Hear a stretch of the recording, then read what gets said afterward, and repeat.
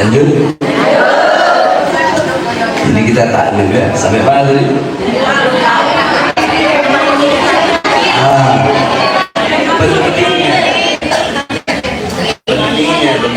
Pentingnya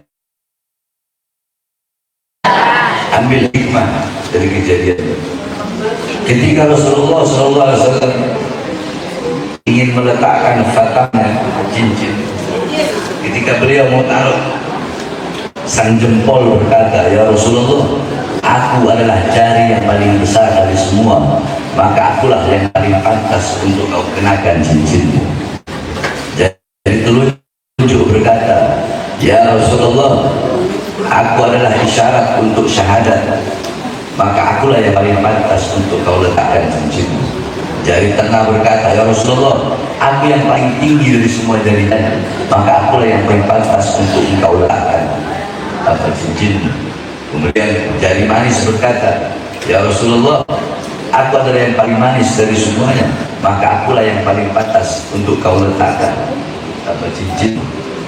Jari manis ngomong, jari tengah ngomong, jari telunjuk ngomong. Itu bahkan dan para Rasul zaman terdahulu.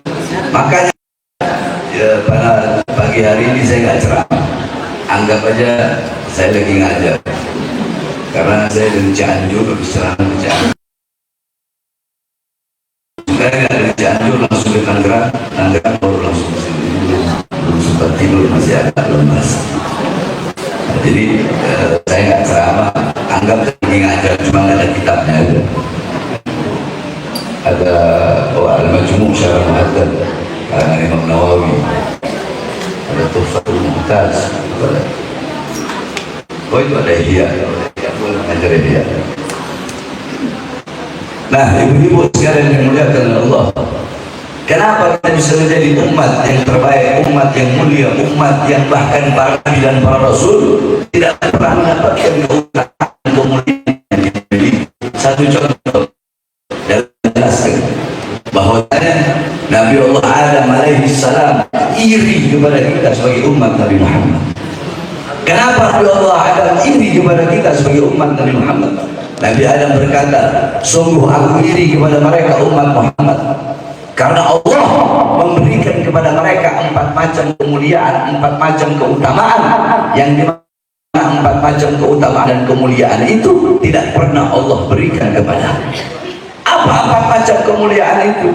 Yang pertama, kata Nabi Adam, ketika aku memakan buah khuldi, Allah Subhanahu wa ta'ala memisahkan aku dengan istriku Hawa selama ratusan tahun.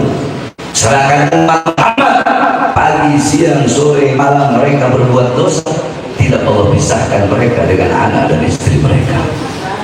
Aku hanya satu kesalahan, itu pun Nabi para Rasul maksum, mereka terbebas dari dosa, baik sebelum masa kenabian atau setelah masa kenabian, sebelum masa kerasulan atau setelah masa kerasulan.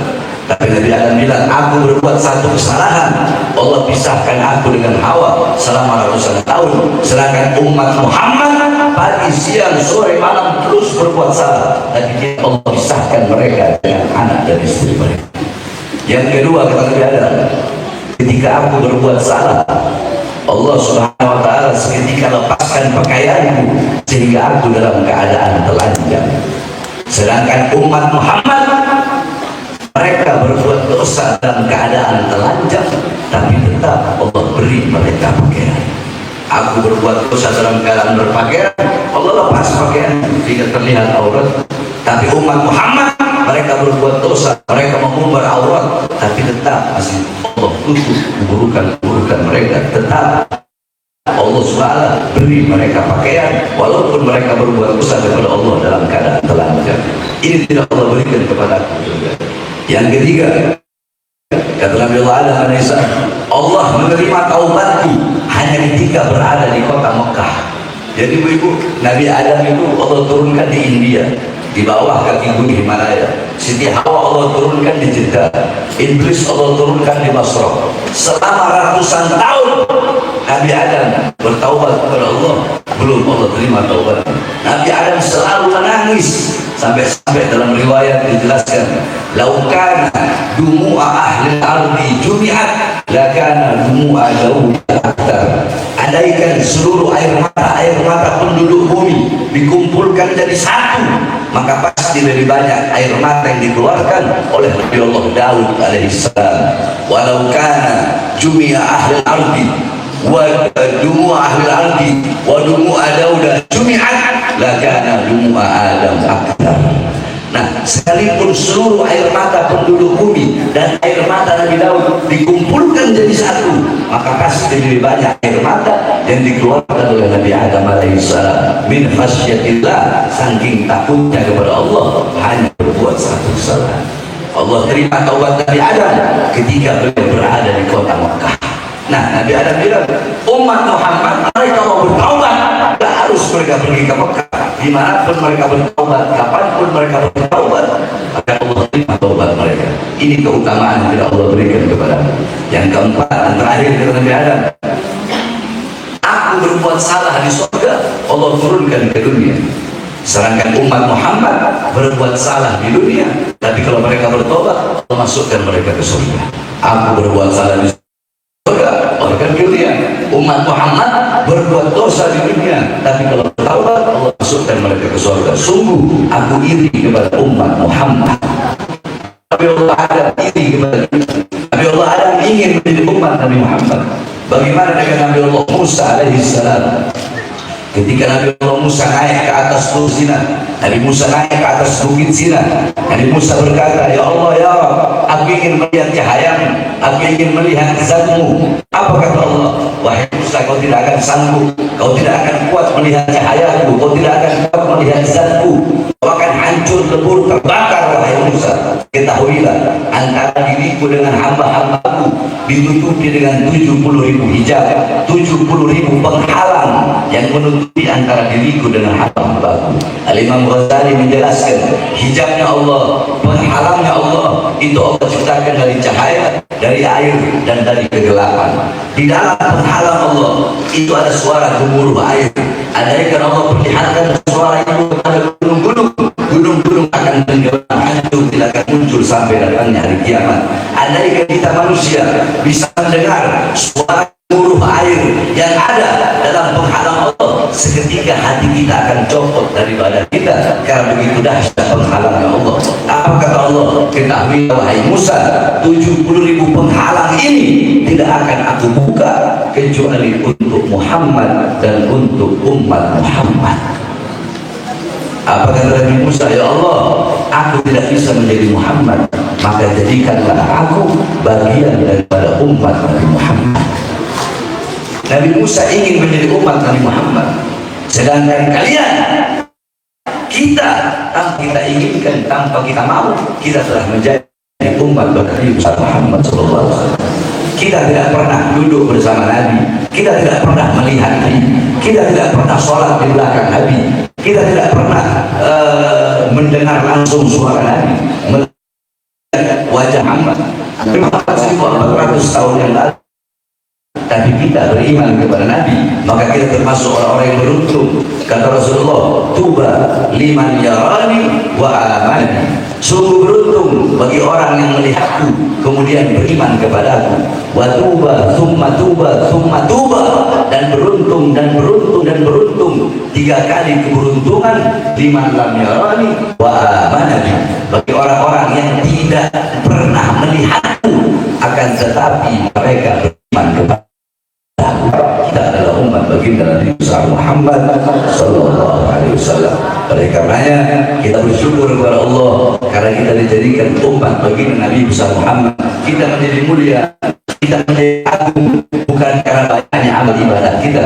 Kita menjadi mulia, kita menjadi agung hakikatnya karena kita adalah umat Nabi Muhammad. Saudara-saudara, Makkah menjadi kota yang mulia karena Makkah adalah kota kelahiran Nabi Muhammad. Madinah menjadi kota yang mulia karena Madinah kota hijrah dan kota wafatnya baginda Nabi Muhammad. Hajar Aswad menjadi batu yang mulia yang dicium oleh jutaan umat manusia karena Hajar Aswad pernah dicium oleh bibir yang mulia, yaitu bibir baginda Nabi Muhammad sallallahu alaihi wasallam. Sebagaimana dijelaskan syair, alam tara jinna aqira mugabalan bi Hafi, tidak pernah engkau melihat, wahai ibu-ibu, tidak pernah engkau mendengar kulit yang tidak berharga, kulit yang tidak bernilai, kulit itu dicium oleh mulut-mulut ketika kulit itu menjadi sampul daripada ayat suci Al-Quran. Andaikan saya potong kambing 1 ekor, kulitnya saya potong, kulitnya saya satu kambing, kemudian saya belah dua, saya keringkan. Nah, yang satu saya bikin dompet, yang satu, kulit yang satu saya bikin sampul ayat suci Al-Quran. Dua-duanya sama-sama kulit dari kambing sama, tapi kulit yang saya bikin dibawa ke, gak ada masalah. Mau saya taruh di tempat rendah, gak ada masalah. Penyentuhnya gak harus punya wudhu, tapi kulit yang menjadi sampul suci Al-Quran, saya membawanya harus pakai akhlak, harus pakai adab, ditaruh di tempat yang tinggi, menyentuhnya harus punya wudhu. Padahal kulitnya sama, berasal dari satu kambing ekor kambing yang sama, tapi kenapa cara perlakuannya berbeda? Karena kulit yang satu ini menyatu dengan sesuatu yang mulia. Apa itu? Al-Quran. Nah, kita ibarat kulit Nabi Muhammad, ibarat Al-Qurannya. Kita mulia karena Nabi Muhammad. Jadi ibu-ibu jangan pernah ibu-ibu berpikir kalau ibu-ibu memuliakan Nabi, terus Nabi yang menjadi mulia. Tidak. Madahtu Muhammadan min qasidati, walakin madahtu qasidati li Muhammadin. Ada seorang penyair, aku tidak memuji Nabi dengan syair. Tolong ibu-ibu kalau ada yang ngomong, tolong ya, saya yang ngomongin ya. Ada seorang penyair yang berkata, aku tidak memuji Nabi dengan syairku. Aku tidak memuji Nabi dengan syairku, tetapi syairku yang menjadi terpuji karena telah memuji Nabi Muhammad. Aku tidak memuliakan syairku, tapi syairku yang menjadi mulia karena telah memuliakan Nabi Muhammad. Aku tidak mengagungkan Nabi dengan syairku, tapi syairku yang menjadi agung karena telah mengagungkan Nabi Muhammad. Ibu-ibu duduk di sini memuliakan Nabi Muhammad SAW. Nabi Muhammad tidak bertambah mulia. Allah memuliakan maulid Nabi Muhammad. Nabi Muhammad tidak bertambah mulia. Ibu-ibu tidak memuliakan, ibu-ibu tidak memuliakan Nabi. Nabi Muhammad kemuliaan itu tidak berkurang. Karena sekalipun lautan menjadi tinta, pohon jadi pena, dipakai untuk melukiskan kemuliaan Nabi, lautan menjadi tinta, pohon jadi pena, tidak akan sanggup melukis kemuliaan baginda Nabi Muhammad SAW. Jangan Nabi Muhammad terlalu jauh. Para ulama itu sampai ada berbeda pendapat. Mana yang lebih mulia, sandalnya Rasulullah atau malaikat Jibril alaihissalam? Malaikat Jibril tidak pernah berjumpa langsung dengan Allah, tetapi Nabi Muhammad bahkan sandalnya berjumpa dengan Allah ketika Mi'raj. Kenapa sandal itu menjadi mulia? Sandal itu menjadi agung. Bahkan sampai-sampai para ulama-ulama terdahulu mengatakan bahwasanya sandal Rasulullah tempatnya adalah di atas kepala kami. Kenapa sandal itu menjadi mulia? Hanya kulit biasa. Sandal itu menjadi mulia, kulit itu menjadi mulia karena dipakai oleh telapak kaki yang mulia, telapak kaki baginda Muhammad. Jadi ketika ibu-ibu memuliakan Nabi, bukan Nabi yang bertambah mulia, tapi ketika engkau memuliakan Nabi, engkaulah yang menjadi mulia. Engkau mengagungkan Nabi, engkau yang menjadi agung. Engkau memuji Nabi, engkau yang menjadi terpuji di hadapan para malaikat Allah Subhanahu wa Ta'ala. Jadi kita dulu di sini pertama Isra Mi'raj, kemudian tawakufan, kemudian sekaligus maulid juga udah campur maulid, Isra Mi'raj, terus tawakufan. Nah, ibu sekalian yang dimuliakan Allah Subhanahu wa Ta'ala, saya nggak bahas Isra Mi'raj atau apa, karena beberapa hari lagi akan memasuki bulan Ramadan, dan di sini ibu akan saya beri nasihat khusus buat ibu-ibu dan bulan Ramadan. Adapun kalau mau ibu-ibu mau kisah dan intisari daripada Isra wal Mi'raj, akan saya berikan maraji, akan saya kasih referensi-referensi kitab-kitab salaf Ingat, man arada taqadduma fa'alaihi bi kutubil mutaqaddimin. Barang siapa yang ingin terdepan dalam urusan pemahaman, dalam urusan ilmu agama, dalam urusan ilmu dunia, dalam urusan ilmu apapun, pengen berada di terdepan, pengen maju, maka berpegang teguhlah kepada kitab-kitab terdahulu. Banyak kitab-kitab yang menjelaskan tentang Isra Mi'raj. Ada kitab As-Siraj Al-Wahhaj fi Haqa'iqil Mi'raj, karangan daripada Al-Imam Muhammad bin Ibrahim An-Nu'mani Asy-Syafi'i. Kemudian ada kitab Al-Mi'raj, karangan daripada Al-Imam Abdul Karim Al-Bushairi. Kemudian ada lagi kitab Risalah fil Mi'raj, karangan Imam Abu Hasan Ali bin Muhammad Al-Lakhmi. Ada kitab Ayatul Kubra fi Syarah Qissatil Isra, karangan Imam As-Suyuti. Kemudian ada kitab Al-Ayah Al-Zahimah Al-Bahirah fil Mi'raj, Sayyidul Ahli Dunya wal Akhirah, karangan Imam Al-Hafiz Samsuddin Muhammad bin Yusuf Asy-Syami Ad-Dimashqi. Satu lagi kitab beliau Al-Ayah Al-Bayyinat fil Mi'raj, Sayyidul Ahli Al-Ardi was Samawat. Kemudian ada kitab An-Nurul Wahhaj fi Qissah Isra wal Mi'raj, karangan Imam Ali Zainal Abidin bin Muhammad Al-Hadi Al-Barzanji. Beliau adalah kakek daripada pengarang Maulid Barzanji. Kemudian kitab itu disyarahkan, dijelaskan lebih rinci oleh cucu beliau, yaitu Syed Ja'far bin Ismail Barzanji, yang akan Maulid Barzanji, dan diberi nama kitab Tajul Ibtihaj Al-Nur Al-Wahhaj. Kemudian ada lagi kitab Qissatul Mi'raj, karangan Sayyid Usman Syata bin Muhammad Syata. Kemudian ada kitab Dhaw'us Siraj fi Fadli Rajab wa Qissah Al-Mi'raj, karangan Syekh Abdullah Mustafa Al-Maradhi. Kemudian ada lagi kitab Al-Mi'raj An-Nabawiyah, karangan Syekh Hasan Asy-Syati. Kemudian ada kitab Hulal Ad-Dibaj Al-Matruza fil Isra wal Mi'raj, karangan Imam Muhammad bin Ja'far Al-Kattani. Kemudian ada kitab Yawaqid Taj Al-Wahhaj fil Isra wal Mi'raj, karangan Imam Muhammad bin Muhammad Al-Bahir Al-Kattani. Kemudian ada juga kitab karangan guru kami Abuya Sayyid Muhammad bin Ali Al-Maliki Al-Hasani, yaitu kitab Al-Anwar Al-Bahiyah fil Mi'raj Khairul Bariyah. Ada kitab Dhaw'us Siraj, macam-macam Afdalul Manhaj fi Isbat Isra wal Mi'raj. Ada kitab Al-Isra wal Mi'raj, Mu'jizatul Kubra li Sayyidil Anbiya, karangan Imam Syekh Nafi Al-Jauhari. Banyak sekali kitab-kitab yang menjelaskan tentang Isra wal Mi'raj itu. Ibu-ibu berpegang teguh kepada kitab-kitab itu, maka ibu-ibu semua akan mendapatkan pemahaman intisari, hakikat daripada kejadian Isra wal Mi'raj. Nah, ibu-ibu sekalian yang dimuliakan oleh Allah, dalam beberapa hari lagi kita akan memasuki bulan Ramadan, bulan yang penuh dengan kemuliaan, bulan yang penuh dengan keutamaan, bulan yang penuh dengan keagungan, bulan yang dimana syahrul siyam, syahrul qiyam, syahrul ibadah, syahrul istiqamah, syahrul sujud, bulan yang penuh dengan kemuliaan, bulan yang penuh dengan keutamaan, bulan yang siang harinya kita berpuasa sambil menghidupkan siang, sore, malam, pagi, sepertiga malam, pagi, terus kita hidupkan untuk beribadah kepada Allah. Bulan yang dimana di bulan tersebut Allah lipat gandakan amal-amal pahala seseorang. Saudara-saudara, umat-umat terdahulu tidak pernah mendapatkan perlipat gandaan amal. Hanya kita umat Nabi Muhammad yang Allah berikan perlipat gandaan amal.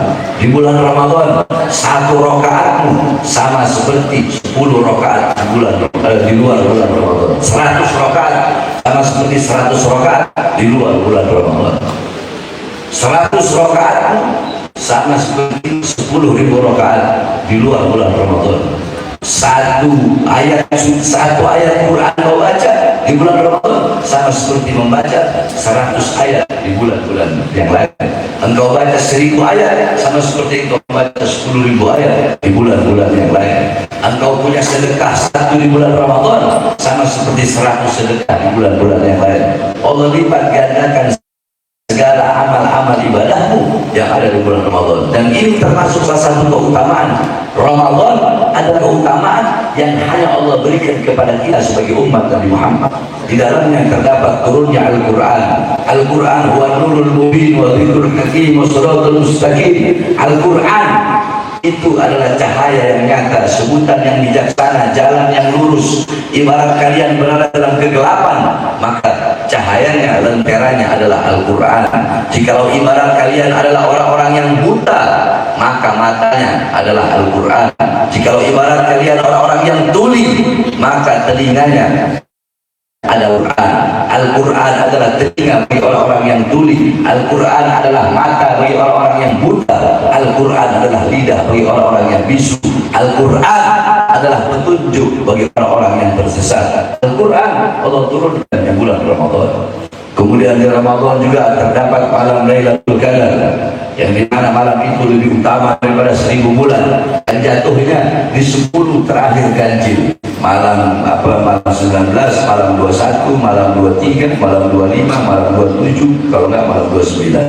Ini Syekh Hasan Asy'ari, kemudian Syekh Abdul Qadir Jailani, yang dimana beliau tidak pernah melewati satu pun kesempatan bulan Ramadan tanpa beliau pasti mendapatkan Lailatul Qadar. Sehingga beliau menjelaskan Lailatul Qadar itu jatuh di malam-malam ganjil di akhir bulan Ramadan, bulan yang dimana awaluhu rahmah wa awsatuhu maghfirah wa akhiruhu illa minan nar, bulan yang dimana 10 hari pertama adalah rahmat begitu. Jadi kita menganggap bulan Ramadan itu sama seperti bulan-bulan yang biasa saja. Ramadan enggak sama. 10 hari pertama rahmat dari Allah. Ibu tahu rahmat dari Allah, kasih sayang dari Allah SWT itu Allah berikan 10 hari pertama.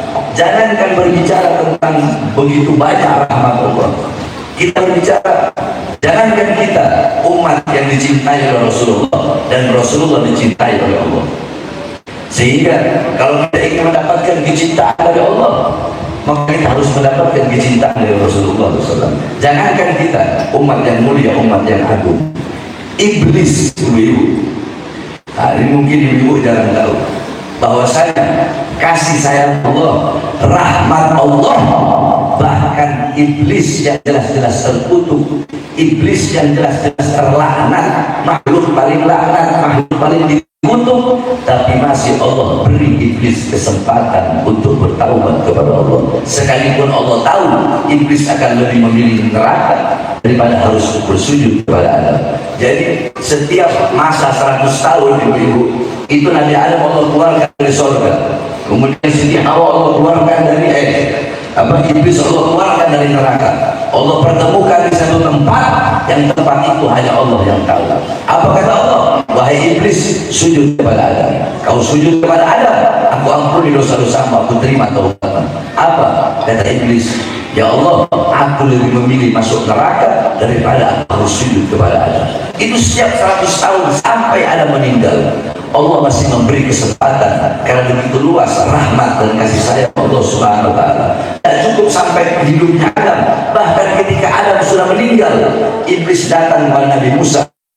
Iblis berkata, wahai Musa, engkau adalah kalimullah, orang yang berbicara dengan Allah, tolong sampaikan kepada Allah, aku ingin bertaubat. Dan Musa menyampaikan, apakah Allah? Sampaikan kepada iblis, suruh iblis sujud di kuburnya Adam. Apa jawab iblis? Adam masih hidup saja, saya tidak mau sujud, apalagi Adam sudah jadi bangkai, saya tidak mau bersujud. Jadi Allah masih memberikan kesempatan kepada iblis. Ini merupakan bagian kepada rahmat dan kasih sayang Allah. Apalagi kalau rahmat itu Allah berikan kepada kita sebagai umat Nabi Muhammad. Jangankan 10 rahmat atau 100 rahmat, satu rahmat Allah saya bisa mengampuni seluruh dosa-dosa makhluk. Jika Allah mau dengan satu rahmatnya seluruh dosa-dosa makhluk sudah terampuni, maka bayangkan kita sebagai umat Nabi berapa banyak rahmat dan kasih sayang Allah yang telah Allah berikan kepada kita tanpa kita sadari. Saudara-saudara, Allah mengingat kalian, tapi kalian tidak pernah mengingat. Allah malu kepada kalian, tapi kalian tidak pernah malu kepada Allah. Kalian lebih rela kehilangan Allah karena harta daripada kehilangan harta karena Allah. Kalian kalian lebih rela kehilangan Allah karena pekerjaan daripada kehilangan pekerjaan karena Allah.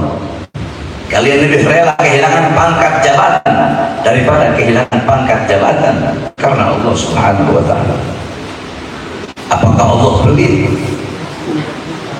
Apakah Allah pelit? Lantas jika Allah tidak pelit, mengapa hamba-hambanya pelit untuk beribadah kepada Allah Subhanahu wa ta'ala? Bukankah Allah yang menciptakanmu? Allah yang meniupkan ruh kepadamu bila engkau berada dalam perut ibumu. Allah yang mengasuhmu. Allah Subhanahu wa ta'ala yang memberikan apapun kebutuhan-kebutuhanmu. Bukankah Allah yang memberikan engkau kedua mata untuk melihat, tapi penglihatan itu kau pakai untuk melihat perkara-perkara yang haram? Bukankah Allah yang memberikan engkau lidah, dan lidah itu kau pakai untuk berdusta, berbohong, namimah, fitnah, ghibah? Ini paling banyak perempuan. Makanya kata Rasulullah SAW, ketika beliau berdiri di depan pintu neraka, paling banyak penghuni neraka itu adalah perempuan. Kita para ulama mengatakan, kenapa kok perempuan yang paling banyak masuk neraka? Dijelaskan. Yang pertama, karena jumlah perempuan lebih banyak daripada jumlah.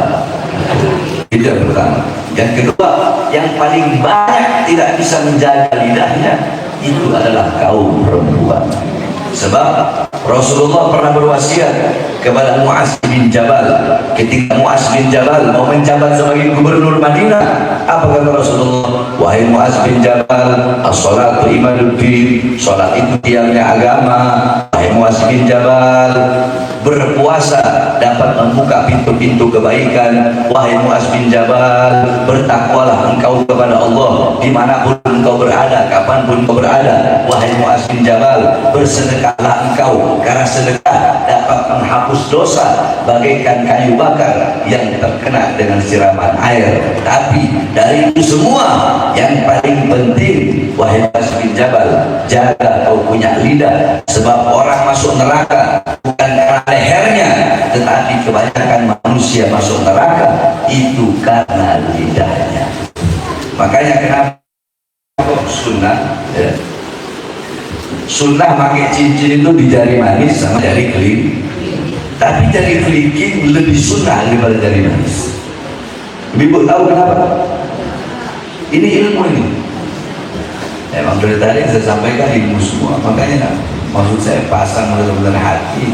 Karena saya bicaranya belum tentu bisa kemari lagi. Ini saya kemari karena beliau guru saya Buya Kamal dan Kiai Kamal. Saya sempat video call, nyonyok gila, nyonyok gila. Ibu-ibu, kalau nyonyok nggak duduk di sini, saya berhenti ceramah. Ibu suruh dia duduk di sini, panggilin.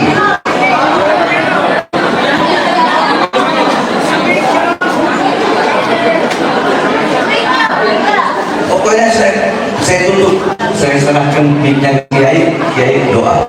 Kalau nyonyok nggak duduk di sini.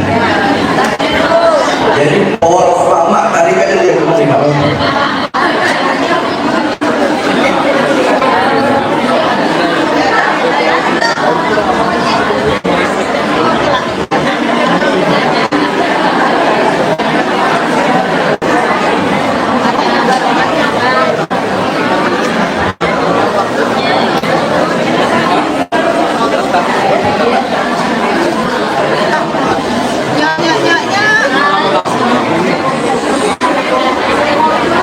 Jadi kalau nanti ditutup doa yang ibu selain nyonyok ya. Aku nih bu sorakin.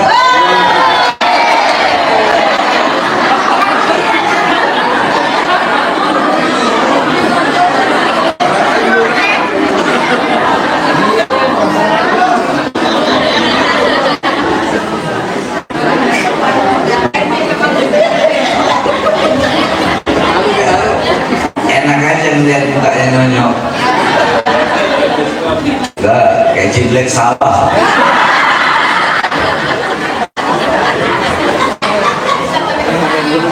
Lanjut. Ini kita tak Taklim ya. Sampai mana tadi?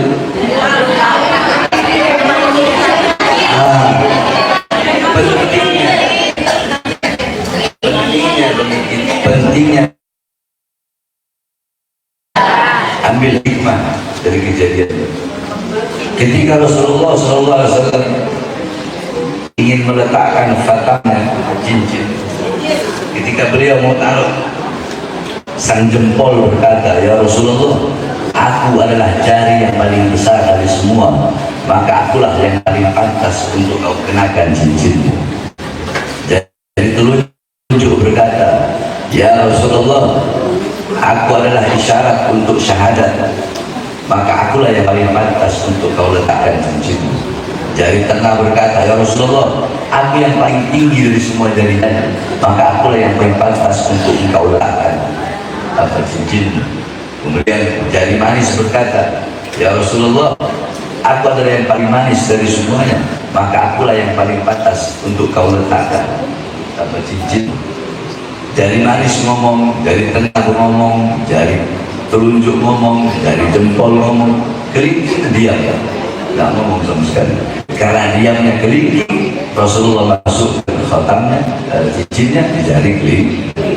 Makanya kata Rasulullah, "Qulu khairan au yasmut." Berkata sesuatu yang baik atau sebab ibu kan kerjaannya begitu, pagi gosipin orang, ibahin orang. Pekerjaan ini itu udah kebiasaan. Makanya jaga punya lidah dari segala macam perkara-perkara yang diharamkan oleh Allah Subhanahu wa Ta'ala. Jadi sebelum kita membaca sudah enggak sebelum itu wasiat daripada Muaz bin Jabal. Karena begitu pentingnya menjaganya. Kenapa? Karena paling banyak penghuni neraka itu perempuan.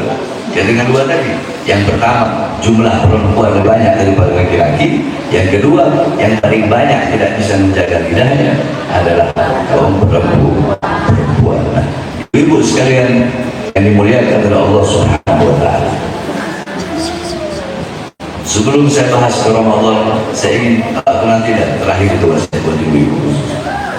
Nah, sebelum kita memasuki bulan Ramadan, hendaknya ibu-ibu semua tazkiyatun nafas, bersihkan jiwa, tadhirul qulub, bersihkan, sucikan hati kita sebelum memasuki bulan Ramadan.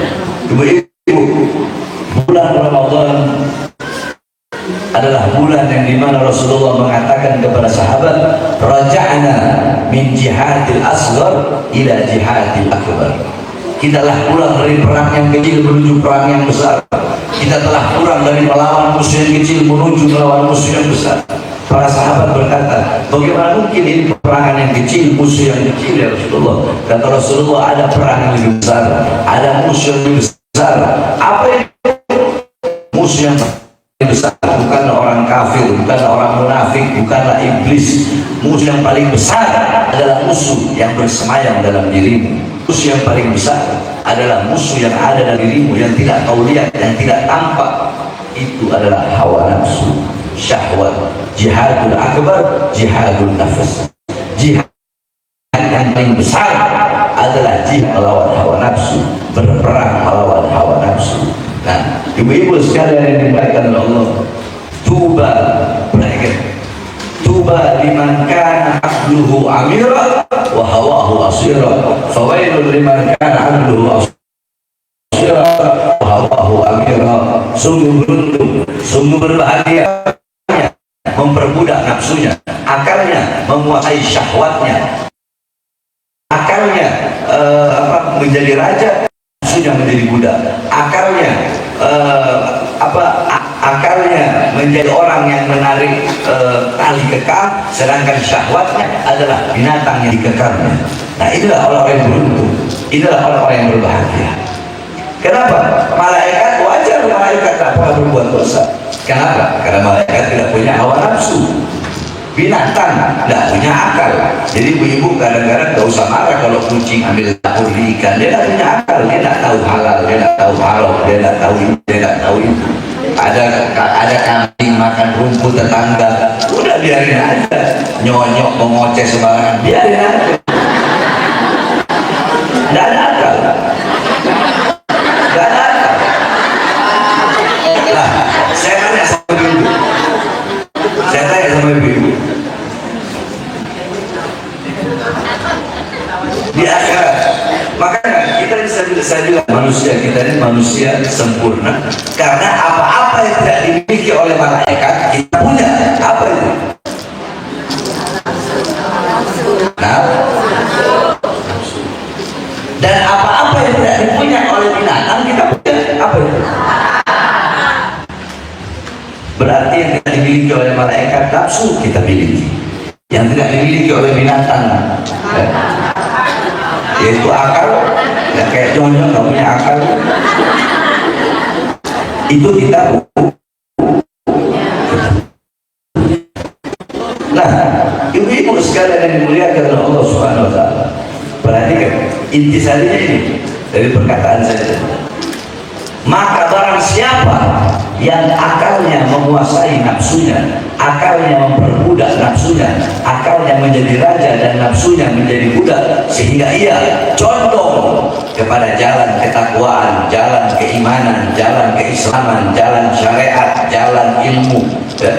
Akal yang menguasai syahwatnya tadi, akal itu mendorong dia kepada jalan ketakwaan, jalan ilmu, jalan amal, jalan yang membuat menangis takut kepada Allah, banyak mengeluarkan air mata, tidak pernah merasa aman dari azab dan siksa Allah Subhanahu Wa Taala.